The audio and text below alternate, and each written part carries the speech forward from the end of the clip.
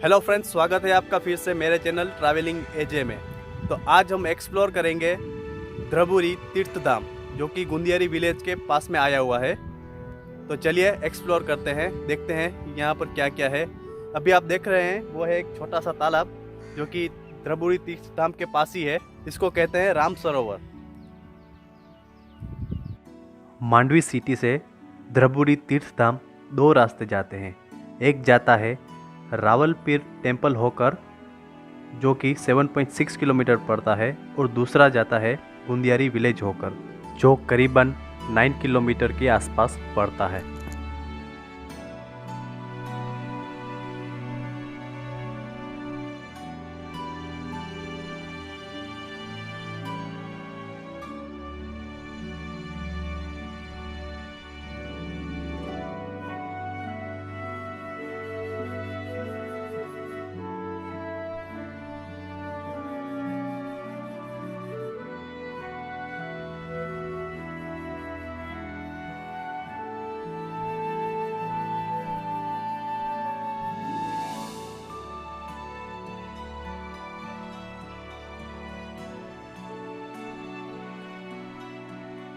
तो फ्रेंड्स, चलिए अभी अंदर चल के देखते हैं टेम्पल कैसा है, आपको दर्शन करवाते हैं।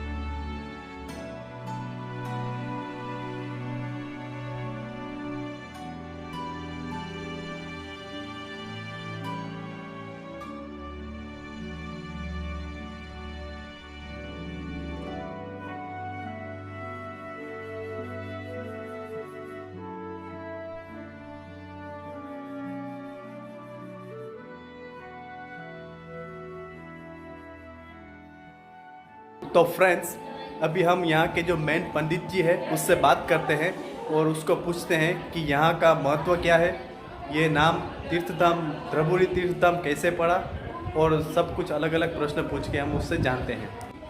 तो पंडित जी, ये तीर्थधाम का महत्व क्या है? और सबसे पहले तो द्रबुरी तीर्थधाम में आप सब लोगों का स्वागत है। और यहाँ का जो महत्व है तो वो कहते हैं कि त्रेतायुग के समय में यहाँ पर हमारे 88,000 ऋषि मुनि यहाँ पे पधारे थे, और उनमें से जो भृगु ऋषि जी थे वो यहाँ के मुख्य ऋषि मुनि कहलाते हैं, क्योंकि ये जो आश्रम है वो भृगु ऋषि जी का आश्रम है। और यहाँ पे 88,000 ऋषि मुनि तपस्या करके गए हैं यहाँ पे द्रबुरी तीर्थधाम में। और पंडित जी, ये द्रबुरी तीर्थधाम का नाम कैसे पड़ा? और यहाँ पे जब हमारे ऋषि मुनि तपस्या करने के लिए आए थे तो उस समय दरमियान हजारों साल तक उनकी यहाँ पे तपस्या चली, और उन पर बहुत सी मिट्टी जम गई और उन पर दर्भ उगाया, और इस द्रबुरी का नाम उस दर्भ के नाम पर ही पड़ा है, क्योंकि इसका नाम है द्रबुरी। ये जो दर्भ कहते हैं जिसको हम, उसी के द्वारा ये द्रबुरी नाम पड़ा है। और पंडित जी, यहाँ पर और कौन कौन से मंदिर है और उसका नाम क्या है? और यहाँ पे बहुत से मंदिर हैं, छोटे बड़े, पर यहाँ से मुख्य जो मंदिर है वो है प्रभु रामचंद्र जी का मंदिर। जब प्रभु रामचंद्र जी यहाँ पे पधारे थे तब प्रभु रामचंद्र जी यहाँ पे वास किए थे। और ये जो भृगु ऋषि जी का आप दर्शन करें, वो भृगु ऋषि का जो आश्रम है उनका ये मंदिर है। और यहाँ से बाजू में भगवान त्र्यंबकेश्वर महादेव का मंदिर है और सप्तऋषि जी का मंदिर है। पर त्र्यंबकेश्वर महादेव जी के मंदिर का बहुत बड़ा महत्व है, क्योंकि जब हमारे ऋषि मुनि यहाँ पे तप किए उस समय दरमियान प्रभु रामचंद्र जी यहाँ पे पधारे, तब प्रभु रामचंद्र जी के द्वारा ही इस त्र्यंबकेश्वर महादेव की स्थापना हुई। जिस प्रकार से हमारे रामेश्वर में भगवान रामेश्वर की स्थापना हुई, उसी प्रकार यहाँ पे त्र्यंबकेश्वर महादेव की स्थापना प्रभु रामचंद्र जी के द्वारा हुई है। और पंडित जी, यहाँ पर हवन और कौन कौन सी विधियाँ होती है? और यहाँ पे ये जो धराधाम पर है, जो द्रबुरी तीर्थधाम है, वो पितृ कार्य के लिए बहुत ही फेमस है, सुप्रसिद्ध है, क्योंकि हमारे यहाँ पे पितृ कार्य बहुत ज़्यादा होते हैं और जो कुंडली के अंतर्गत जो दोष का निवारण आदि जो पूजा पाठ रहता है वो भी बहुत से यहाँ पे होते हैं।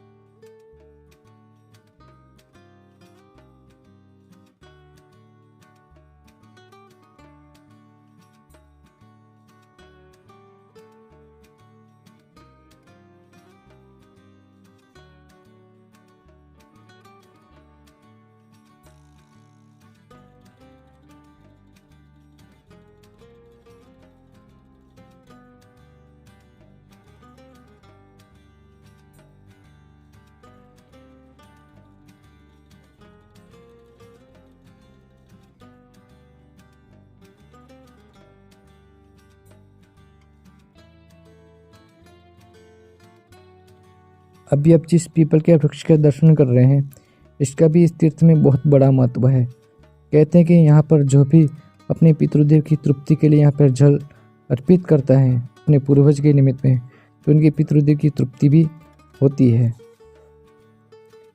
और इस पीपल के वृक्ष को कहते हैं पितृ मोक्षार्थ पीपल।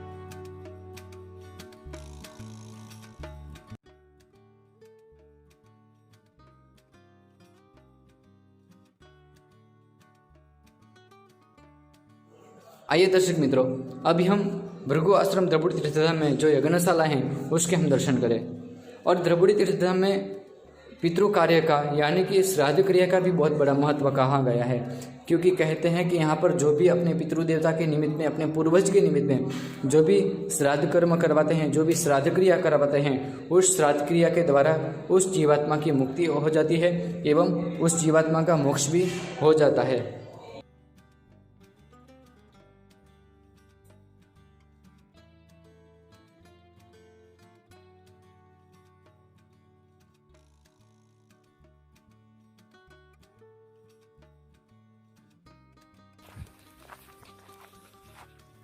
तो फ्रेंड्स, अभी हम चलते हैं ऋषि कुंड देखने।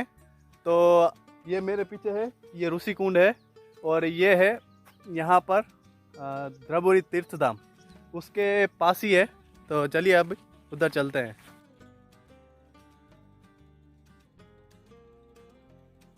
अभी आप जिस कुंड का दर्शन कर रहे हैं, इस कुंड का भी बहुत बड़ा इस तीर्थ में महत्व है। और ये जो कुंड है वो भृगु ऋषि महाराज के आश्रम के बाजू में है। और इस कुंड को ऋषि कुंड कहते हैं, क्योंकि जब हमारे भृगु ऋषि आदि जो ऋषि मुनि थे यहाँ पर आश्रम बनाए थे, उस समय के दरमियान वे इसी कुंड का जलपान आदि करते थे और इसी कुंड के जल का भी उपयोग करते थे। और इस ऋषि कुंड का महत्व भाद्रवा महीना में बहुत ही माना गया है, क्योंकि जब भाद्रवा महीना की पाँचम आती है, जिसको हम ऋषि पंचमी भी कहते हैं, उस ऋषि पंचमी के दिन यहाँ पर बहुत से श्रद्धालु दर्शनार्थी आते हैं और इस जल का भी स्नान आदि क्रिया में उपयोग भी करते हैं। और उस दिन द्रविड़ तीर्थधाम पर मेला का भी आयोजन होता है।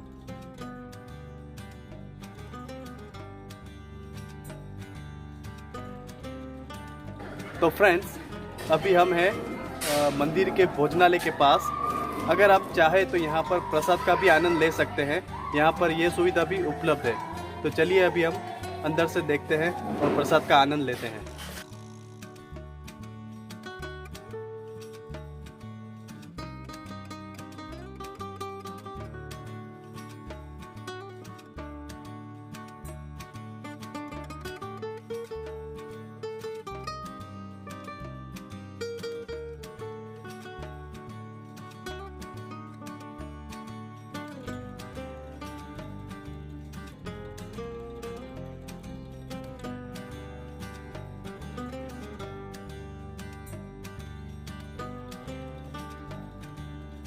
तो फ्रेंड्स, अभी हम देखने जाएंगे गौशाला। यहाँ पर एक गौशाला भी बनी हुई है तो चलिए आपको अंदर से दिखाते हैं।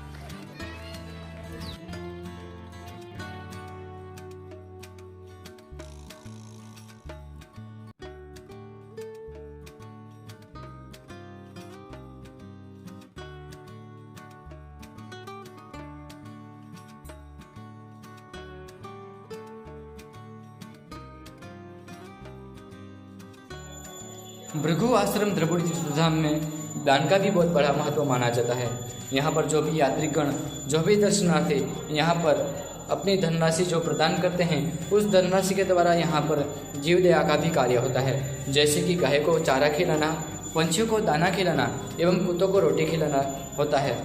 साथ में जो भी दर्शनार्थी यहाँ अपने पितृदेवता के निमित्त में तिथि लिखवाते हैं, उस तिथि के निमित्त में यहाँ पर आने वाले जितने भी यात्रीगण रहते हैं, जितने भी दर्शनार्थी होते हैं, उन सबको प्रसाद के रूप में यहाँ पर भोजन करवाया जाता है।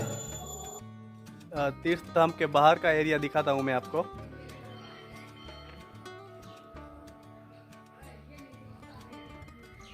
ये पूरा का पूरा बाहर का एरिया है, आप देख सकते हैं। तो फ्रेंड्स, इस वीडियो को करते हैं यहीं पर ख़त्म। वीडियो अच्छा लगा हो तो लाइक करें, कमेंट करें और चैनल को सब्सक्राइब कर लीजिए। मिलते हैं नेक्स्ट वीडियो में किसी और जगह पर। तब तक के लिए गुड बाय।